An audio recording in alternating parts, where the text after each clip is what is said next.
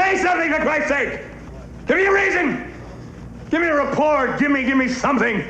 Besides those bare naked, goddamn bullshit faces looking hangdog! Sergeant Fireman. Shut up, Rosie Posey!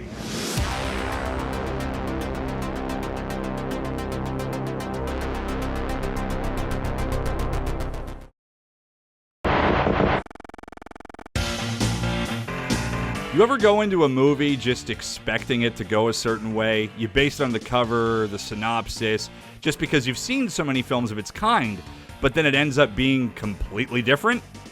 I've talked at length on this channel about my love for vigilante films and the tough-on-crime subgenre in general. I'm always on the lookout for something that's on the same level as stuff like The Exterminator or Deadbeat at Dawn, and I thought I had found that same lightning in a bottle with a little lesser-known tough cop flick from 1986. But what I ended up getting was actually pretty different, but is that a good thing? From the same man that brought us Ski School 2, this is David Mitchell's City of Shadows.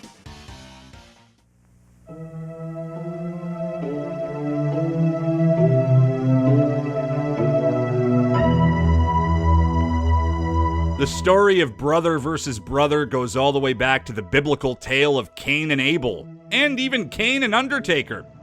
I'm bending my own rules a little bit for this video. I normally don't like spoiling too much about the movie on the chance that you, the viewer, have not seen this movie before and you want to experience shit for yourself. But in the case of City of Shadows, the synopsis kind of already spoils everything. In the decaying city, a bizarre psychological experiment takes place that will put the forces of good against the forces of evil in a bitter game of deception. Two brothers are the unwilling players, one the cop, the other the suspect. Separated at birth and raised under different circumstances. Okay, whoa, stop. This reveals more than fucking modern trailers do. Let's break it down like this. City of Shadows follows the exploits of Paul, a rough and tough, plays by his own rules, badass renegade cop, hot on the trail of murderer and child kidnapper Garrett. But whenever Paul has Garrett dead to rights, he hesitates, causing more and more friction between his partner Rosie and Sergeant Fireman. Now, the way the movie is structured, we're not supposed to know that Paul and Garrett are brothers at first. But about halfway into the movie, it's revealed that they're both being played against each other by a shadowy corporate figure that knows more about their past than they do. Okay, I think that says more than enough without revealing completely everything, so we'll leave it at that. At the end of the day, what matters is how a pretty basic action thriller plot like this is executed. We're talking about 12 missing kids, for Christ's sake. Every one from this precinct. And we found one dead body. What I really enjoyed about this movie are the consequences that Paul faces when he basically sucks at his job, which isn't even really his fault. I felt it was done differently than the usual renegade cop fare that makes things explode and then gets yelled at by the angry chief. It's the opposite here. People start getting pissed at him because he isn't being extreme enough. Whenever he lets Garrett get away, it causes more people to die, more kids to get kidnapped, and more strain in both his professional and personal life. Besides his partner constantly having to cover for him, and the Sarge getting understandably frustrated by his performance because he knows he's a competent cop and doesn't know why Paul can't catch this guy or just fucking blow him away. Paul is also in a relationship with a single mother, and he's taking it really seriously. He wants to provide for them both, be a good man to his woman, and sees her son as his son. There are actually some genuinely tender and vulnerable moments where Paul actively shows that he really does want to be a dad. Vince, he was kind of like your dad, wasn't he? Yeah, he's more like a big brother. Like you are to me? Oh, I'm more like your dad. But of course, the kid gets kidnapped by fucking Garrett.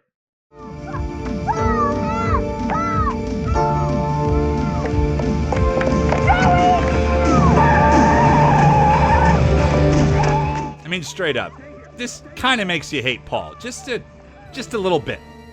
Look, that absolutely garbage, over-the-fuck-size $2 pleather jacket from Value Village with the sleeves crummily cut off that looks like it reeks of cheap cigs is one thing. I can let that shit slide. But come on, man! To be fair, there is a reason for his hesitation, but I want you to see this flick if it seems cool and you've never seen it. Now, let's talk about the actual bad guy of this film, that piece of shit Garrett. And boy is he ever. Not just a murdering street slime piece of garbage, but a child kidnapper. Not only that, the kids he takes, he grooms to become part of his ever-growing army of the night. Might also be a pedophile and rapist as well, but that's more implied rather than shown. So the stakes are fucking high by the end of this one. Paul has a lot to prove to his woman, his partner, his boss, and to himself. He has to kill Garrett, and not for the usual main good guy revenge plot. They were destined to try and kill each other one day, planned since their birth, and they didn't know it until now. Why them? Why were they chosen? And by who? Go check the movie out. This one is 100% a hidden gem that, in my opinion, goes absolutely above and beyond with the subject matter. I went into this one almost completely blind, and not only did it tick off all my boxes for what I like in this sort of flick, which is a sleazy atmosphere, intense action, tons of heart, and an absolute badass but troubled hero, it dared to be different, and it did it fucking well. From frame one of this movie, I was absolutely glued to the screen. The dirty film stock, the disgusting looking locations, and an absolutely moody neo-noir atmosphere. It's awesome. City of Shadows was filmed in Toronto, Ontario, but I swear watching it for the first time, I thought it was LA's Skid Row. This is one of the few times I've watched a Canadian production, and it didn't feel like it was anywhere in Canada. Location, location, location. And of course, lighting and mood go a long fucking way.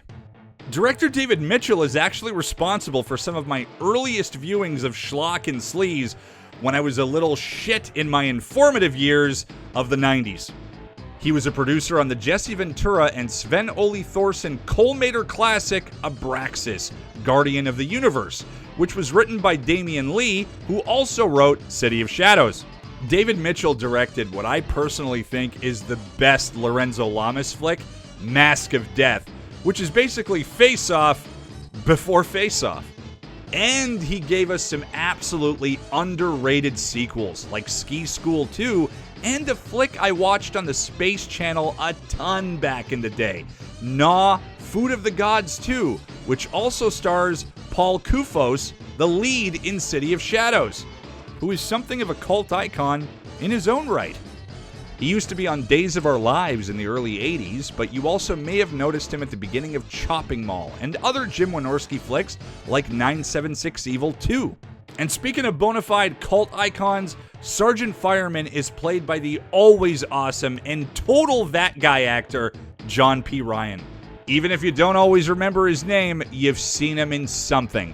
Whether it's a turbo-ass-spanking cyborg teacher in class of 1999, fucking around and finding out with Paul Kersey in Death Wish 4, or the principal that tries to get between Buddy Revel and Jerry Mitchell in the painfully underrated 3 O'Clock High, which features music by Tangerine Dream, who also did the music for City of Shadows, who honestly do some of my favorite movie music of all time. Epically moody synth rock that made cool movies like The Sorcerer, Thief, The Keep, and Near Dark even fucking cooler. Damn, man. Could City of Shadows be a perfect movie? Probably not to most people, but it is to me, and it is for this fucking channel.